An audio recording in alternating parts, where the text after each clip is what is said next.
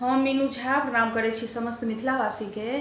आइ हम एकटा भगवती गीत गाबऽ जा रहल छी और नवरात्रि के बहुत बहुत शुभकामना समस्त मिथिलावासी के। एहि गीत के रचनाकार MM झा जी छथिन। नीक लागत हमर चैनल मैथिली गीतमाला के जरूर सब्सक्राइब करब। जे बाकी छी जे कऽ चुकल छी हुनका बहुत बहुत धन्यवाद। जय मिथिला, जय मैथिली। अबियो हे मैया हमरो अंगना,